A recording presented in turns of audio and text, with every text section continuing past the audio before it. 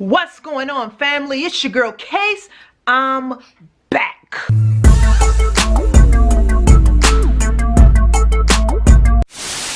If this is your first time viewing my vlog, thank you for being here. Welcome to my page. Give this video a thumbs up. Be sure to subscribe to my channel. We are so lit on this channel. It's going down. It's crazy. I did a couple of videos a while ago called 5 Guides to Avoid When You're Dating, and I did 3 parts to that. Well, it got so much good feedback that I decided to add a part 4. So yeah, you read it right. This is part 4 of 5 guys you need to avoid when you dating. Okay? These are true stories, guys. Like I didn't make this up. Like I lived every single last one of these. So let's go ahead and get it started. Oh, let's get it started. Number 5 guy that you probably need to avoid while dating is the potty mouth guy, the foul mouth guy, the guy who actually believes that a curse word is a legitimate form of communication at all times. Oh, you know the guy that you go out with and you wish you had one of those things that went beep, beep, beep every time he said something, because every other word is beep, beep, beep, beep. Now listen, this ain't a deal breaker. These may or may not be deal breakers. You know, if you like that, then do your thing. I'm just telling you my experience. The way I see it is this. Look, I'm looking, if you're gonna be potentially the father of my kids, I'm gonna need you to learn some vocabulary words other than curse words. The number 4 guy that you probably want to look out for when you're dating is the cheap dude. Yo, the cheap dude. The dude who doesn't want to invest in the relationship. Now, let me say this, because I know somebody already ready to type in the comments and be like, well, this 2017, y'all need to be paying too, blah, blah. Okay, I got you. Listen, I'm all for it. I'm all for, you know, when we get into the relationship, you pay sometimes, I pay sometimes. I'm all for that. See, that's not what I'm talking about when I'm referring to the cheap dude.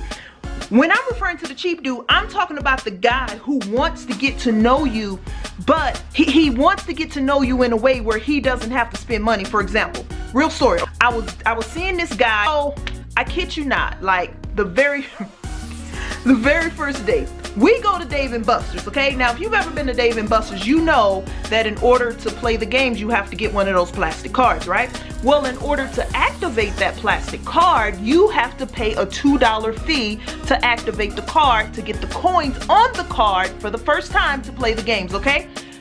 $2 fee, y'all. So, true story. So, we go and he's like, hey, we want to, you know, get some coins or whatever to play. Can we get one of those cards? And the lady's like, yeah, I'd be more than happy to help you with that.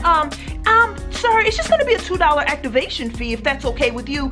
And when she said this dude turned into the foul mouth dude and the cheap dude all at once. He was like, what the blood? What the?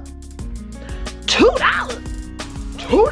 Why we gotta pay $2 for a bleepity bleep card? Man, y'all up in here robbing brothers. Y'all robbing brothers up in here. Yeah, man, this ain't even right. This like some robbery, I mean. And I was just standing there like, what just happened? And then finally I said, you know what? I'll pay it. It's okay. It's only $2. I got this. He was like, no. They don't need to be charged. Ma'am, can I ask you why y'all charging $2? For cards? You just give us the card? It was a big deal, and at that point I was just annoyed. I was like, oh my god. So, but that's all right, because that's just one time. Maybe it was maybe he ain't got his check. I let it go. So we go out again.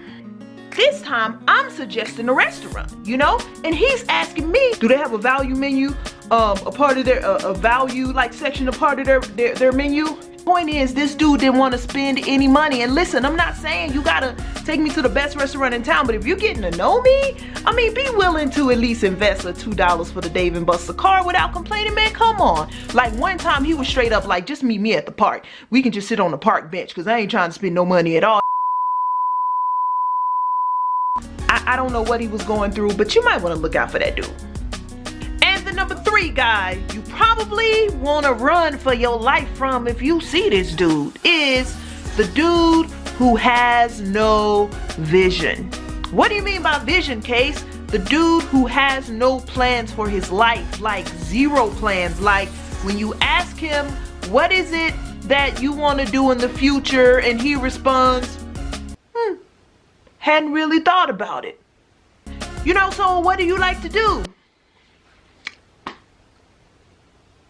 I just be chilling. Where do you see yourself in 5 years? I don't even know. I guess we just gotta wait till we get there and see. This is the guy you want to avoid, because if he doesn't have a vision for himself, how is he gonna have a vision for you and for your relationship? Especially if you're the kind of person that wants to grow and go and do things and be a better person. And this dude is like, I just be chilling, you know what I'm saying? Got this new video game. I mean, so right now the vision is to beat this game. Moving right along. And the number 2 guy you need to look out for, and this is going to be very specific to people who are believers. If you are a Christian, now I am a Christian, I'm very unashamed about my faith. So this is the guy who, when finding out you are a Christian, he wants to come for you and test your faith. I dated a guy who asked me, you know, who I was, what I did, what I believed, and all this stuff. And as soon as he found out I was a Christian, he just went off. He's like, oh, okay, well, so you believe all them fairy tales, huh? Them fairy tales. Oh, okay. Well, tell me about this, you know? Tell me about, you know, Newton's 3rd law. And he goes into this whole scientific discourse. Now, don't get me wrong, I was ready for the fight, because I'm not backing down. And the thing about it is, just because you're Christian doesn't mean that you're against science. See, that's where people get it wrong. I'm all into science, and I had an answer for every question.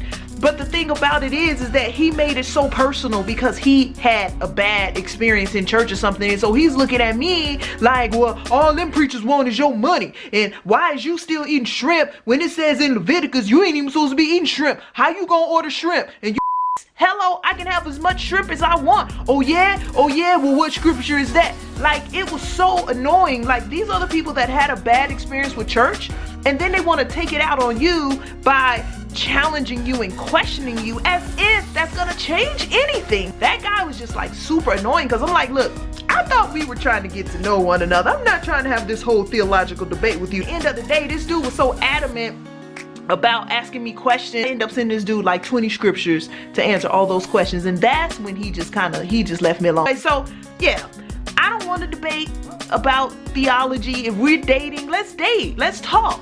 But this is the dude you want to stay away from, because your relationship is just going to become like mental bullying, just like a contest of who can outsmart the person the most. And man, I'm not into that. Nah, peace. I'll see you later, brother. I'll see you later. And the number 1 guy you may want to avoid when you're dating is what I like to call the natural juices and berries dude from another country. I once tried to date a foreign dude. I really did. I'm not gonna tell you which country he's from. He may be one of my Facebook friends. If you're watching, hey, sorry, just didn't work out. It's all good. So I'm dating this guy, and he's making reference to the way women act in his country. Do you know what I mean? And clearly there's a cultural divide here. So he would say stuff to me like, oh, well, in my country, we believe that women should not ever say those things.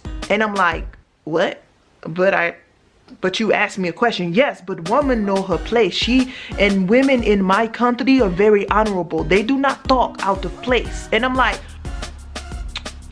newsflash, you're in America, Jack. It was interesting to learn about, you know, different cultures and where he was from. But when we were kind of discussing a relationship, I was like, I cannot deal with this, man. If you're gonna be insulting me, you know, I'm not insulting your culture. Don't insult mine. Don't tell me what I'm going to do. And then furthermore, he's like, and if we get married, there is no divorce. There is no divorce. I'm like, but what if there's infidelity? Well, no, you make it work. You don't divorce. If there's infidelity, you make it work. To be divorced is a very, very shameful thing. It is shame. You cannot recover from that shame. And I'm like, you know what, bro? I'm gonna need you to go find somebody from your country, because I don't think I'm the one. Thanks for for tuning in this video today. Give me a thumbs up. Subscribe to my channel. I got more coming. Leave me some comments below of some dudes I missed. Now, guys, you can pitch in on this too because y'all know how y'all are. But anyway, listen, man, I love y'all. Thank you for all the support. Share this video. Blessings to you, praying for you. And remember, in order to be the best, sometimes you just got to do the most. I'll see y'all later.